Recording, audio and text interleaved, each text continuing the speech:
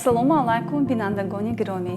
Дар меҳмонии шумо барномаи Мактаби модарон аз телевизиони диёр аст. имрӯз мо мехоҳем ба шумо дар бораи кӯдаки 3 сола суҳбат кунем.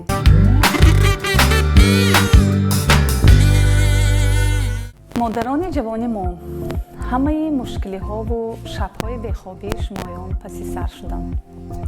имрӯз шумо аз оҳиста оҳиста таҷрибаи шумоён аз волидони ҷавон ба волидони пуртаҷриба мубаддал шуда истодааст. кӯдаки 3 солаи мо ба чӣ қодир аст? кӯдаки 3 сола аллакай метавонад мустақилона либосашро иваз кунад, ҳаракат мекунад, ба корҳои шумо ёрӣ расонад, фикри мустақили худро дорад, худаш бозӣ карда метавонад, анҷомҳояшро тахт карда метавонад, бандакҳои пояфсолашро гузаронида метавонад. кӯдаки 3 солаи мо боз чӣ корҳо карда метавонад? тифли шумо дар синни 3 солагӣ аллакай метавонад ба фарқияти хубу бад ва мумкину номумкин фаҳмаш рафта тавонад. тифли 3 солаи шумо боз ба чӣ корҳо қодир аст? дар навори навбатии мо пизишк ба шумо дар ин бора суҳбат менамояд.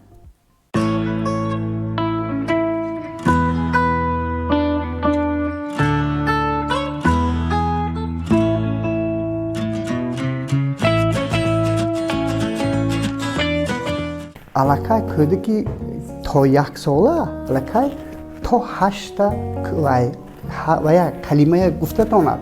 калимаҳои осоне ки кӯдак аввал мегӯяд, ана мисол рӯзшипе мама мегӯяд, мо вай оча мегӯяд, ё мисол бува мегӯяд, ё дадо мегӯяд, вай буво мегӯяд. ҳама ҳамин чизҳои аввал пештар ёд мегирад, чунки мисол набира барои бобо чизи ширин, барои модар чизи ширин, ҳамин чизҳои аввал ёд мегирад. мамма ёд мегирад, те мегӯяд, те гир, не мегӯяд, ҳа мегӯяд. кӯдакое ки мисол кӯдакои 3 сола аллакай навикаҳо ё мисол ва ё чизое ки мисол аллакай ва ё шумурида метавонад, рангҳое фарқ карда метавонад. мисол одамҳои шиноса ҳама вай модар ӯсиста тағо, амак, одамое ки мисол тез мебиёянд, мисол духтури даҷи муқаррар. бовар кунед мана касалое ки мо мебиёд, ҳамин рӯзи аввал якум, дуюм, сеюм рӯз дардаш зӯр ко табаш ҳаст, мисол мо тавбат мекунем, сеюм, чорум рӯз ба буво гуфта даромада худаш мебиёд. барои хурсандӣ вай табиб ана ҳамин ба аз ҳама асосан табибҳои кӯдакона ҳамин мебинанд ки кӯдак аллакай мехӯрад, механдад, гап мезанад, тарафатон мебиёд, худашро дучанд хурсанд ҳис мекунад. ғайр аз оне ки мисол роҳ меравад, ҳама вай он чизе ки гӯӣ метиҳад, як чизе биёр мегӯяд. бачаҳои то 3 сола кор фармоӣ вақташ чоқ мешавад, ҳамон телефони модарта биёр ё очита биёр оварда метиҳад, ё рафта як чизе дара кушо, дара пӯш медонад, ё мисол шумурида метавонад, телевизор ба ҳама вай мо агар вай интернети бинем ё мисол чизои хонда аввал мегуфтанд ки ҳама зиёд занҳо гап мезананд. ин нодуруст будааст.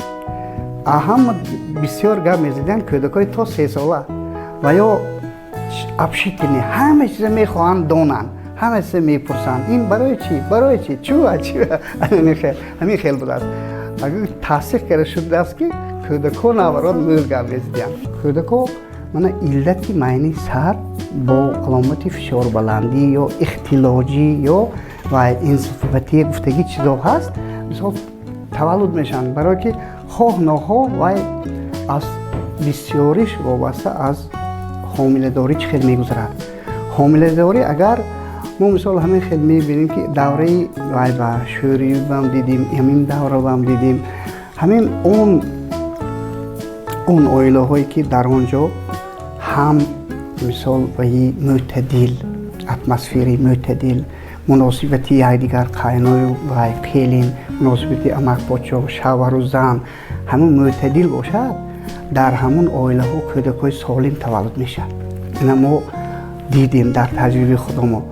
он келинҳое ки мисол گوش میکنن با مادرشون و با تاینا مادرشون گوش میکنن همون چیزایی که از ویاشون میگن از چی میگن تجربه هاشون میگن نه این خوردن ممکن این کردن ممکنه این وقتی مثال حامله 6 ماهه این ممکن نه من اینش ممکن نه بعضی حالات مثال گوش نمیکنن همون گوش نکنن من یکی از اینها مثال همین هم آب‌های همین وی سنی آمیخته کردگی همه چیز کراسیتی لاویا همین استفاده میبرن یا مثال همین سیمیچکایی و وی بسیار کودک البته اسپرما یا الرژیک تولد میشد یا وای اون جایی که مثال فقط جنجال و فقط وای کودک الان خیلی فشار بلندی یا انسیکلپسی که وای میشد و کودک آرام خوابش هم گنده فقط گریه میکند وای میکند میبینید که امروز قبولی دکتری پدیاتر و پگاه میبینید که قبولی دکتری عصب یا دیگه کسب یک خیلی سری وقت وای کند این چیزا برطرف میشد یا اینکه مادرها چیزی خنک میخورن انجامی وای نمیپوشن خودشان روزی بیمار میشن بیماری زکام میشن بیماری برده میشن بیماری فشار بلندی میشن و انا همون ویابا بسیارتر انا همین کودکا تحول میشن انا همین چخیلی که در بالا شما قید کردید انا همین کودکای وای گوش نمیکنن یوف میگن اون چیزی که میخواهن همون طلب میکنن همون به ما باید همین خیلی کودکی مثال تا 1 ساله 1 سال تا 2 سال نمیفهمد ما باید به هیچ وقت در این مادر هست که به جنگ میکند یک وای جنگ نمیفهمد باید ما فهمونیم درست فهمونیم روز تا روز وای اینسه میفهمد ما مناسبت یک آدمای کلام بارین کردن ما در کار انا این به منتالیتی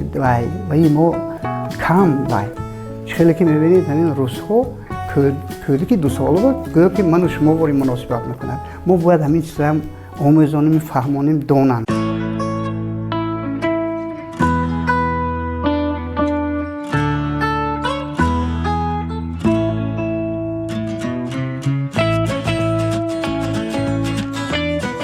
اکثرا وقت والدین جوان چنین سوال‌ها می‌دهند. کودک باید در سن چند سالگی به باغچه رود؟ در سن 2 سالگی یا 3 سالگی؟ بیایید به باغچه بچگانه رقم 8 ناحیه باباجان غفوروف مهمان میشویم و از صحبت مربی که در آزمون جمهوری بین مربیان جمهوری جای یکم را اشغال نمودند از تجربه آن کس برخوردار شدیم و به همه سوالهای شما مادران عزیز مربی پاسخ میدهند.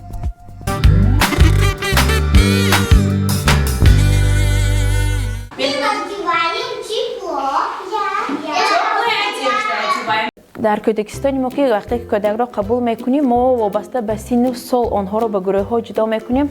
من کودکان را علاقه از سن 5 سالگی به گروه خود قبول میکنم و تا آن دمی که آنها به مکتب آماده می یعنی که تا به سن 7 سالگی و به من مشکل نیست که با کودکان سر و کار گیرم با آنها را تعلیم و تربیت دهم و من این مشکل نیست.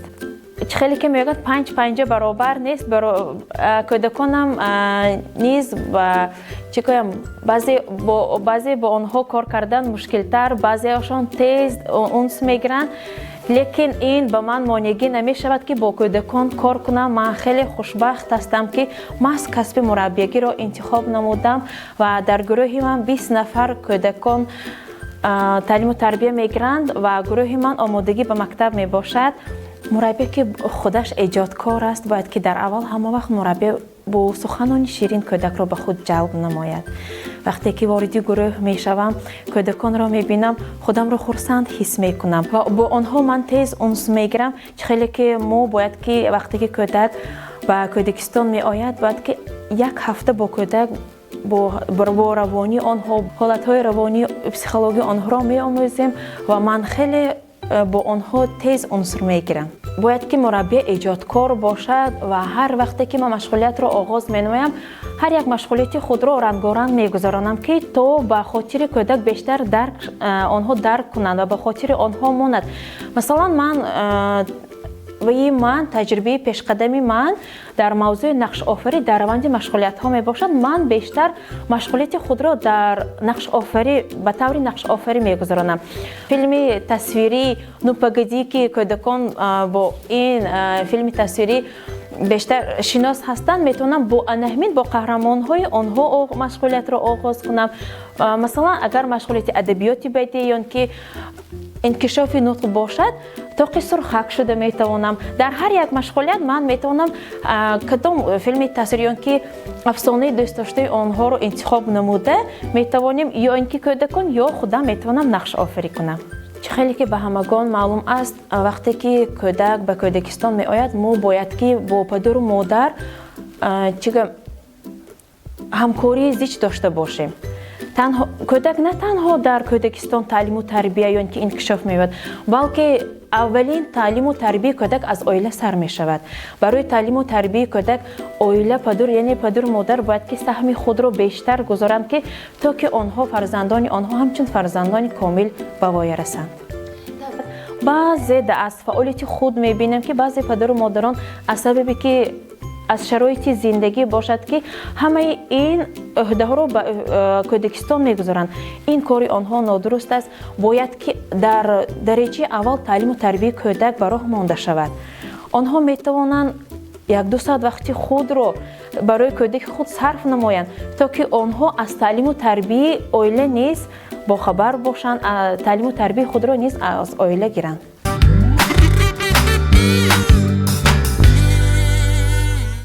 والدین عزیزی ما، یکی از مسئله های اساسی که دائما شما با آن توجه میکنید این مسئله ختنه فرزندان ما می باشد. در مرکزهای سلامتی جمهوری ما مخصوص اتاقهایی هستند که باید ختنه فرزندان ما در همانجا گذرانیده شوند. سال 2017 با قانونگذاری جمهوری تاجیکستان درباره رسم تنظیم آیین‌ها تغییراتی وارد کرده شده است که در آن آمده است که باید حتما ختنه در اتاقهای دختری گذرانیده شود. چرا باید هر یک والدین عاید ختنه نمودن فرزندانش داند و پس از ختنه نمودن چطور باید به فرزندشان نگاه بین کنند؟ به همه این سوالهای شما والدین عزیز حالا در نوار نوبتی ما پزشک جراح جواب می‌دهند.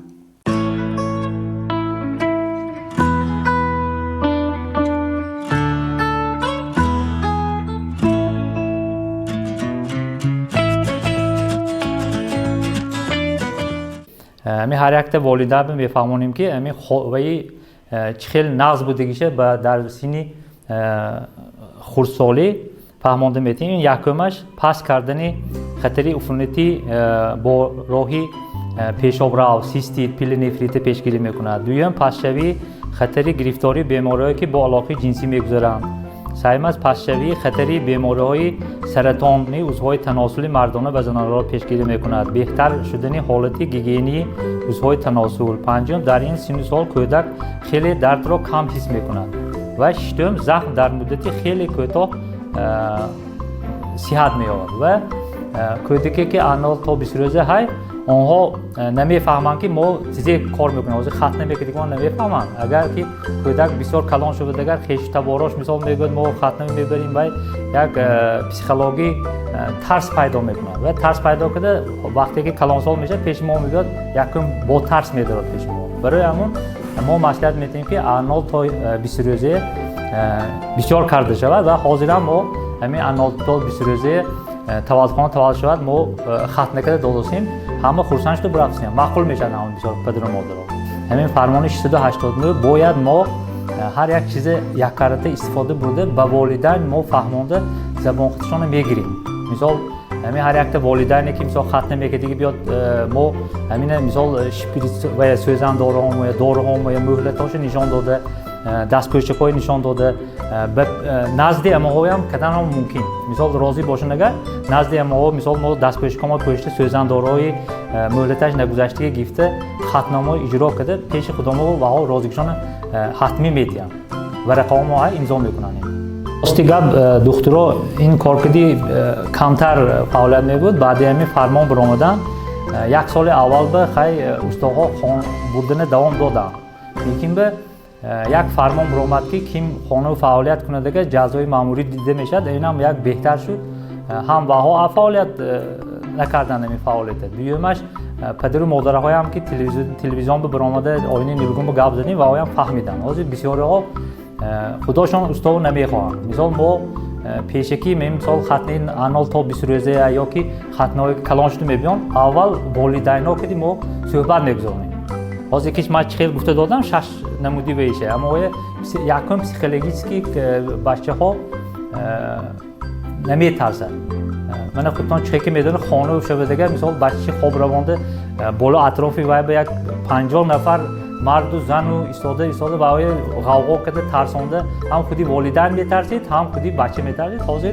من از دیده ایستادن شرایط مهیا که دیگه بچه میدراد 1 منوت 2 منوت به خط نکرده میبریم من این اپراتوری ناز برامدگی من کالکولاتور میگه هم تو همین که میبریم 2 منوت میبرد وقتی زیافه یک 5 منوت یا 3 منوت وقت میگیرد خلاص 1 ساله بودن ممکن 3 ساله و 5 ساله و یا جفت بودن تاق بودن ممکن نمیگفتن یا کلان شود توی که دستان میبریم میگفتن همین خیلی گپای هم بود حاضر همین که همین یک روزگیش تا 20 روزی که خواهید هر روز فرقش نه میبیتان ما مراجعت میکنن ما همیشه شروع کرده رایگان برده میمانیم فقط همین تحلیل‌های دیدنام در کار تحلیل برای چی برای آنکه همین کودک همین ختنه کردن به ضرورتش نشان دادش یا نیست یا غیر نشان داد مثلا ما من مثلا 20 اگر تولد شده دیگر 15 تاش نشان دادش 5 تاش نشان دادش نیست و یه دکتری نیانتولوگا میگه و خودشون من میکنن مای بودن تا کلان شدشون اما ما همیشه مایان که تحلیل‌های سنجیده ختنه کرده میمونیم و فکر من اون مؤسسات طبی بیان بهتر میشه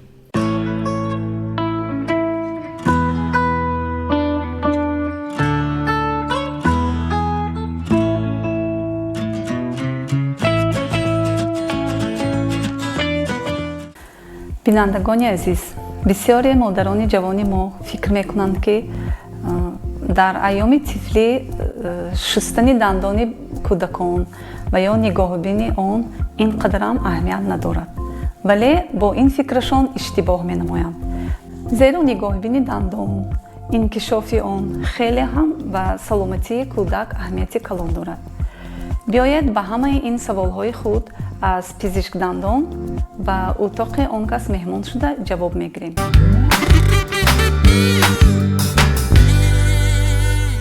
Вот зубная щетка. Так, покажи мне, как правильно чистить зубки. Я тебе вот так подержу. А потом вот так. Ага. И вот так. И все, да? А верхнюю зубы не чистишь, да? Верхний Тоже, да? чистую. Чистишь, да? Да. Молодец. Так, все? Все, тогда давай. ҳадафи ташкили ин мастер-класси ройгони мо он ки барои омӯзондани беҳдошти гигиенаи коҳокидаҳон буд зеро ки дандонҳои ширӣ асоси афзоиши дандонҳои доимӣ ба ҳисоб меравад ана барои ҳамин мехоҳед ки доимо дандонҳои фарзандонтон солим бошад аз ҳамин мастер-классҳои ройгони мо истифода баред омада баҳра гиред ҳар ҳафта рӯзи шанбе соати 10 ما 7 ساله ثانی ما مکتب میره یکم سین ثانی باید دندانهای تازه شویان نپرمیر و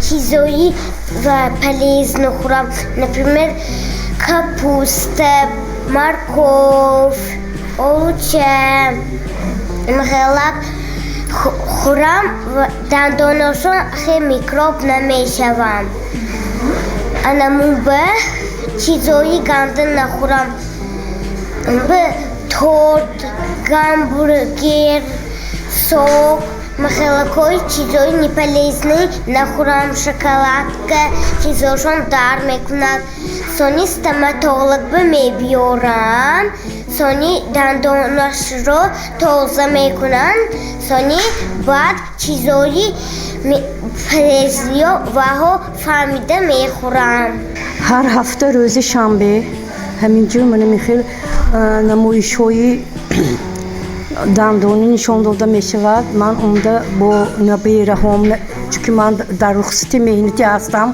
Корам ҳамин набераҳои гурон гаштан. Ман набераҳома гурон мебиём аз минҷа. Ман мебинам ки инҳо ба ғайр аз мо гуфтанома боз аз табиӣ бенам боз беҳтар. Ман дида чӣ хел тоза кардани дандон, чиҳоро хӯрдан дар кор, кадомҳо ва барои инҳо муфид ҳамаҳоро ҳамаша фаҳмида мерам. Мо аз ин дармонгоҳ надонам кун ҷудоям хурсанд, чунки бачаҳо беҳад хурсанд омада мебарованд. ҳар хел бозиҳои мана шавқовар мешавад. Барои бача ин муфид аст.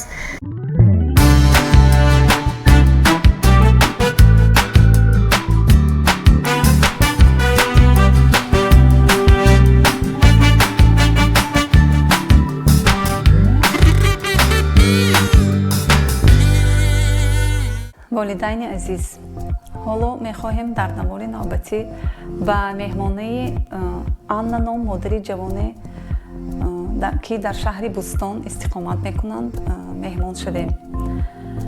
Анна дар тарбияи худ духтарчаи 3 сола доранд. худашон ҳунарманди театри ба номи Александр Сергеевич Пушкин мебошанд ва модари ҷавони мо Анна мехоҳанд оиди таҷрибаи худ дар тарбияи духтарчаи 3 солаашон дар навори навбатӣ нақл намоянд.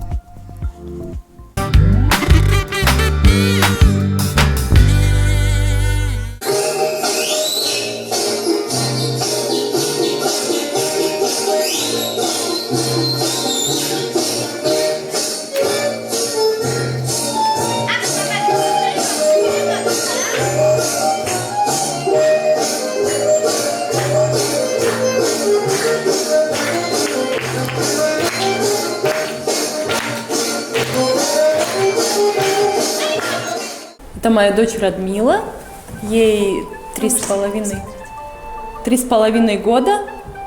Вот. Она очень любит рисовать, она любит петь песенки, вот. Танцевать любит. Я думаю, она тоже будущая актриса, потому что однажды она со мной пришла сюда на работу. Вот. Я оставила ее в актерской, вышла на 2 минуты, вернулась, а ее нигде нету. А потом оказалось, что она на сцене, ходит с корзинкой красной шапочки. Она шустрая очень и любит похулиганить, как вы видите. С рождения ей колыбельные пела. Вот. Стихи мы читаем. Даю ей возможность самой развиваться. Радмила, хватит. Вот.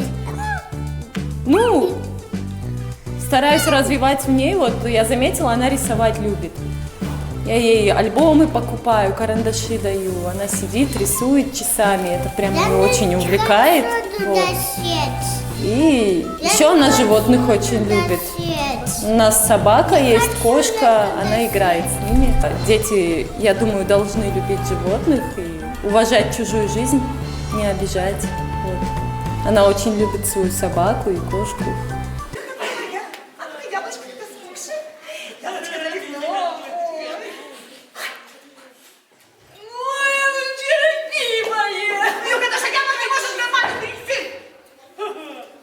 Почаще водить их на различные культурные мероприятия, позволять общаться с животными. Вот. Ну, если ребенок пытается там камень кинуть в собаку, надо как бы говорить, что так делать нельзя. Вот. Надо развивать ребенка, чтобы он вырос хорошим человеком с широким кругозором. Я тоже хочу гулечка. Следить, вот, что ребенку нравится, и позволять этим заниматься. Да? Вот, только не хулиганить.